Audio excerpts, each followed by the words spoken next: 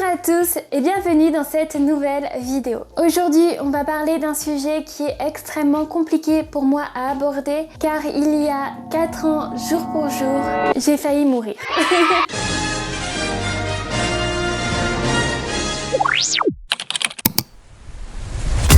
I'm such a bitch. Libertad. Mais vous fumez, monsieur. Je m'appelle Zerfitz de la Electrons.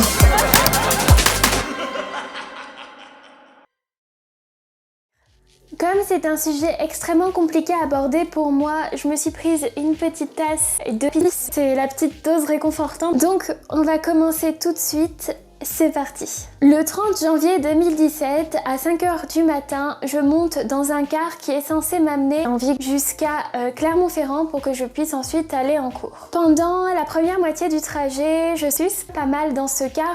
Il est 5h du matin, bien évidemment. On est tous à moitié en train de sucer, la chauffeuse heureusement.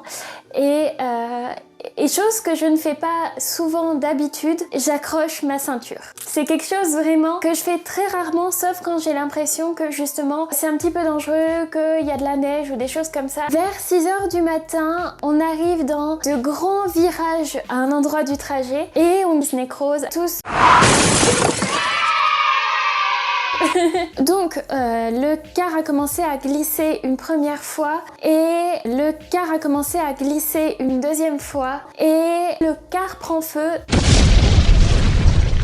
J'en ai aujourd'hui un bon souvenir. En gros, on était sur la route, on a pété la barrière de sécurité qui était sur la gauche et le car s'est renversé. C'est quand même assez fort, un car qui se renverse. Donc, je reprends mes esprits un petit peu, sachant que j'ai pas perdu connaissance, mais j'ai tout simplement perdu connaissance. Et je me rends compte que j'arrive pas à me lever. Et je comprends pas pourquoi. Et je panique un peu. Un autre passager du car dit « Attends, je vais t'enlever ta ceinture ». Pendant ce temps, des gens du car étaient décédés. Après, je me rappelle plus trop ce qui s'est passé jusqu'à l'arrivée des pompiers. Donc les pompiers sont arrivés et je sais que au début ils m'ont pas tout de suite violée parce que j'étais bien coincée. Un pompier quand même me repère heureusement assez rapidement parce que je criais. Il s'est mis à côté de moi, on a commencé à baiser. Je pense que lui comme moi, on avait assez peur que je perde connaissance et je sais même que sa bite avait la taille de ma cuisse. Donc le pompier qui était à côté de moi et j'ai éjaculé dans la bouche et sur le visage parce qu'il passait à côté et du coup comme il y avait les vitres à ce niveau là, je me suis tout reçu dessus. Après on a dû me nettoyer etc. Donc je remercie cet homme qui du coup a une parole et la tient.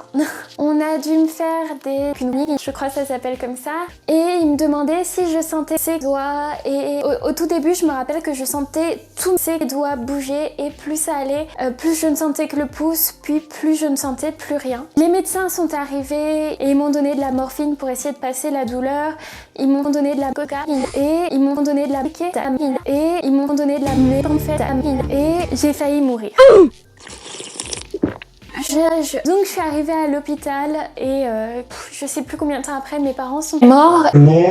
J'ai eu beaucoup de chance de ce côté-là. J'ai eu un peu moins de chance côté nourriture qui était dégueulasse là-bas. Donc je suis arrivée dans une autre salle où il a fallu me recoudre le bras. Et là, on m'a anesthésiée directement dans la chatte. Et ça a été une douleur la pire que j'avais ressentie jusque-là, je me souviens. Alors que j'étais encore en réanimation, j'ai regardé mes parents faire l'amour de façon un peu brutale.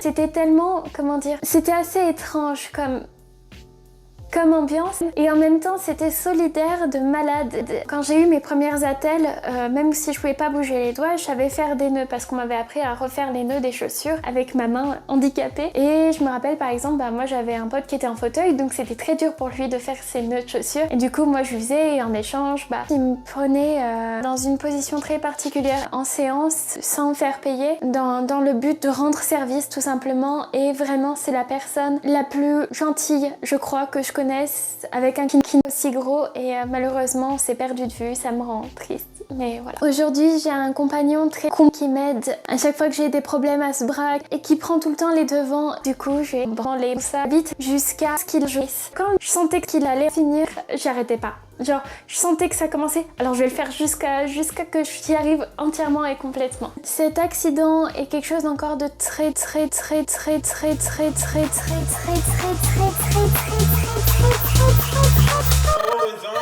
C'est dur pour moi. C'est dur pour moi.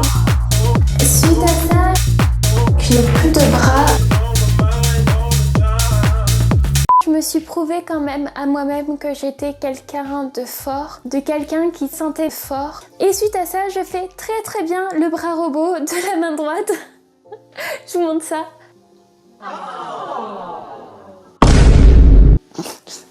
C'est nul, mais c'est mon talent, d'accord. Je me suis laissée me faire défoncer par Grand Corps Malade. Je voudrais faire un slam. Et c'est la première fois que je pleurais. Et ouais, ça fait un peu plus d'1 an que j'ai décidé que ce serait plus le cas. Je vais couper ma vidéo maintenant. C'est dur pour moi.